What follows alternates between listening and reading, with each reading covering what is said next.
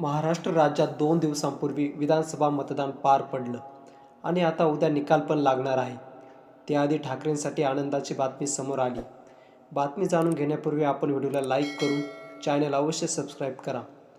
आता फक्त काही तासच उरले आहे की राज्यात कुणाची सत्ता येणार, महायुती का महाविकास आघाडी, आणि त्या सत्तेच्या आधारावरच एकनाथ शिंदे आणि शिवसेना पक्षप्रमुख उद्धव ठाकरे यांचंसुद्धा राजकीय भवितव्य या निकालावर अवलंबून असणार आहे. महत्त्वाची बातमी म्हणजे शिवसेना पक्षप्रमुख उद्धव ठाकरे यांच्याकडे एकनाथ शिंदे मंत्री असताना जी गद्दारी झाली होती, त्यानंतर एकनाथ शिंदेंना निवडणूक आयोगाने सुप्रीम कोर्टाने पक्ष आणि चिन्हसुद्धा दिलं आणि ठाकरेंना नवीन चिन्ह आणि नाव पण दिलं होतं. उद्धव ठाकरेंनी लोकसभेला एकनाथ शिंदे यांच्या गटापेक्षा जास्त जागा मिळवून 9 खासदार निवडून आणले होते. आता विधानसभेत उद्धव ठाकरेंनी चांगली कामगिरी केली तर त्यांना पुन्हा पक्ष आणि चिन्ह मिळणार असा दावा राजकीय विश्लेषकांनी केलेला आहे.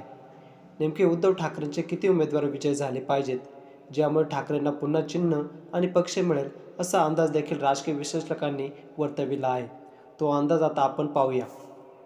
एकनाथ शिंदे यांच्या एक्झिट पोलमध्ये उद्धव ठाकरे हे 25 ते 30 जागांवरच मजल मारतील असं सांगितलंय. पण याउलट राजकीय अभ्यासकांनी म्हटलंय की उद्धव ठाकरे हे 45 ते 50 जागांवरती आपले आमदार निवडून आणतील. काही दिवसांपूर्वी राहुल नार्वेकरांनी शिवसेनेची जी विभागणी केली होती त्यामध्ये आमदार आणि खासदार यांच्या एकूण संख्येवर शिंदेंना पक्ष आणि चिन्ह बहाल केलं होतं. मात्र आता उद्धव ठाकरेंनी लोकसभा आणि विधानसभा निवडणुकांत सुद्धा जवळजवळ 40च्या वरती आपले आमदार निवडून आणले तर शिवसेना पक्षप्रमुख उद्धव ठाकरे यांना शिवसेना हे नाव आणि चिन्ह धनुष्यबाण हे चिन्ह मिळेल असा दावासुद्धा राजकीय विश्लेषकांनी केला आहे. त्यामुळे आता एकनाथ शिंदे यांना पक्ष आणि चिन्हाला मुकावे लागणार आहे. त्यामुळे आता या 2च दिवसात सर्व चित्र स्पष्ट होणार आहे. त्यामुळे आता सर्वांना शिवसैनिकांना आनंद होत आहे. त्यामुळे उद्याच्या निकालाकडे सर्वजण डोळे लावून बसले आहेत. उद्धव ठाकरे 50चा आकडा गाठू शकतील का? कमेंटमध्ये सांगा. हा व्हिडिओ आवडला असल्यास जास्तीत जास्त शेअर करून लाईक करा आणि सोबतच आमचं विश मराठी यूट्यूब चॅनल अजूनही तुम्ही जर सबस्क्राईब केलं नसाल तर जरूर सबस्क्राईब करा. जय महाराष्ट्र.